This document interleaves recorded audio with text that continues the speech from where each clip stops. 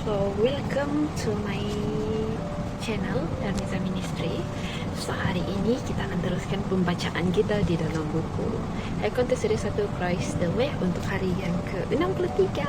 Tahniah semua, sebab konsisten untuk bersama dengan saya dalam pembacaan firman Tuhan. Semoga kita setiap hari senantiasa bertumbuh. Oke, so, sebelum kita mulakan pembacaan kita hari ini, mari kita bersatu dalam doa. Ya Tuhan Allah Bapa kami bertakhta dalam kerajaan syurga, terima kasih Tuhan atas berkat Engkau, dan pada saat ini kami ingin meneruskan pembacaan firman Engkau Tuhan. Biarlah Engkau menghantar Roh Kudus Engkau untuk beserta dengan kami, berikan kami hikmat untuk memahami setiap satu yang kami bacakan di dalam buku ini hari ini. Terima kasih Tuhan, ampunkan segala dosa pelanggaran kami. Semua ini saya serahkan dalam nama Tuhan Yesus Kristus yang telah menjadi juru selamat dan penebus kami. Amin. So, mari kita baca di dalam hari yang ke-63 di Desire of Ages nomor 180 hingga 182. Jiwa Nabi itu yang dikosongkan dari diri sendiri dipenuhi dengan terang ilahi. Sementara ia menyaksikan kemuliaan Juru Selamat, ucapannya hampir menyamai ucapan yang dikatakan Kristus sendiri dalam wawancaranya dengan Nikodemus. Yohanes berkata, siapa yang datang dari atas adalah di atas semuanya. Sebab siapa yang diutus Allah, dialah yang menyampaikan firman Allah, karena Allah mengaruniakan rohnya dengan tidak terbatas. Kristus dapat mengatakan, aku tidak menuruti kehendakku sendiri, melainkan kehendak Dia yang mengutus aku. Kepadanya dikatakan, engkau mencintai keadilan dan membenci kefasikan. Sebab itu Allah, Allahmu telah mengurapi engkau dengan minyak sebagai tanda kesukaan melebihi teman sekutumu. Yohanes 5 ayat 30. Ibrani 1 ayat 9. Bapa mengaruniakan rohnya dengan tidak terbatas. Demikian juga halnya dengan para pengikut Kristus. Kita dapat menerima terang surga hanya kalau kita suka dikosongkan dari diri sendiri. Kita tidak akan dapat mengerti tabiat Allah atau menerima Kristus oleh iman kecuali kita suka menaklukkan setiap pikiran kita untuk menurut kehendak Kristus.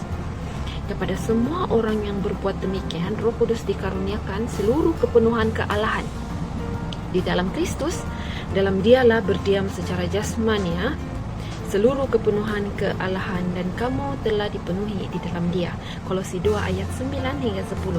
Murid-murid Yohanes telah mengatakan bahwa semua orang datang kepada Kristus, tetapi dengan pengertian yang lebih terang, Yohanes berkata tidak seorang pun yang menerima kesaksiannya itu. Begitu sedikit orang yang bersedia untuk menerima Dia sebagai juru selamat dari dosa. Tetapi siapa yang menerima kesaksiannya itu, ia mengaku bahwa Allah adalah benar. Barang siapa tidak taat kepada anak, ia tidak akan melihat hidup. Tidak perlu ada persengketaan mengenai apakah baptisan Kristus atau Yohanes yang menyucikan dari dosa. Rahmat Kristuslah yang memberikan hidup kepada jiwa. Terpisah dari Kristus, maka baptisan seperti upacara yang lain manapun adalah upacara yang tidak mengandung erti. Barang siapa tidak taat kepada anak,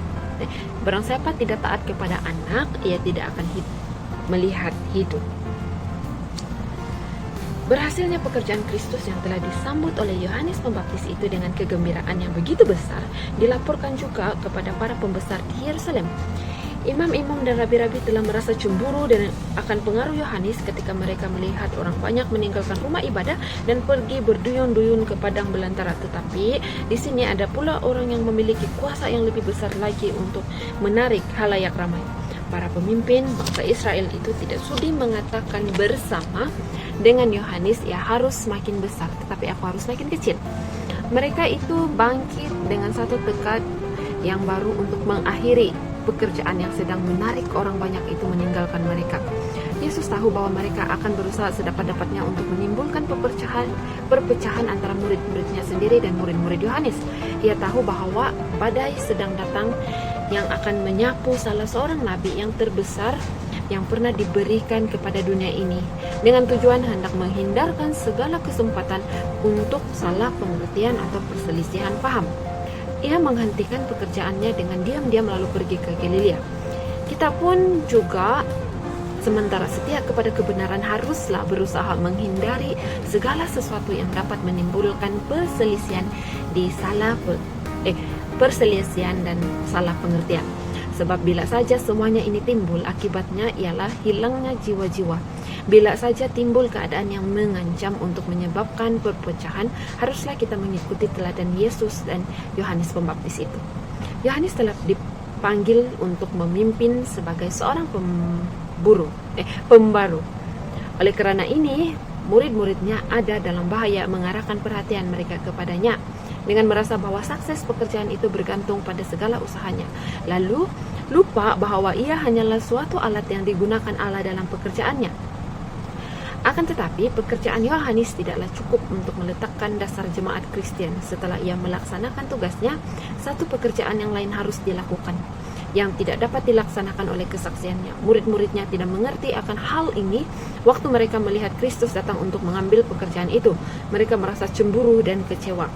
Bahaya yang sama masih ada sekarang. Allah memanggil seseorang untuk melakukan suatu pekerjaan tertentu. Dan setelah pekerjaan itu dilakukannya sejauh yang sanggup dilakukannya, Tuhan membawa orang-orang lain pula untuk melakukannya lebih jauh lagi. Tetapi seperti halnya dengan murid-murid Yesus, banyak orang yang merasa bahwa sukses pekerjaan itu tergantung pada pengerja yang terdahulu itu. Perhatian ditunjukkan kepada manusia gantinya kepada Tuhan. Perasaan cemburu masuk, lalu pekerjaan Allah pun ternodala. Orang yang dengan demikian dihormati berlebih-lebihan itu tergoda untuk memelihara kepercayaan pada diri sendiri. Ia tidak menyadari ketergantungannya kepada Allah. Orang diajar untuk bersandar pada manusia untuk mendapat bimbingan, dan dengan demikian mereka terjerumus ke dalam kekeliruan dan tersesat jauh dari Allah. Pekerjaan Allah hendaknya jangan memakai peta dan ukiran manusia. Kadang-kadang Tuhan akan menggunakan alat-alat yang lain yang olehnya maksudnya dapat dilaksanakan sebaik-baiknya. Berbahagialah mereka yang sudi bila dirinya direndahkan dengan berkata bersama Yohanes Pembaptis, ia harus makin besar tetapi aku harus makin kecil. So, sampai di sini saja pembacaan kita untuk hari yang ke-63. Jangan lupa untuk bersama-sama dengan saya di pembacaan saya untuk hari yang ke-64. So, untuk mengakhiri kita punya pembacaan hari ini, mari kita bersatu di dalam doa.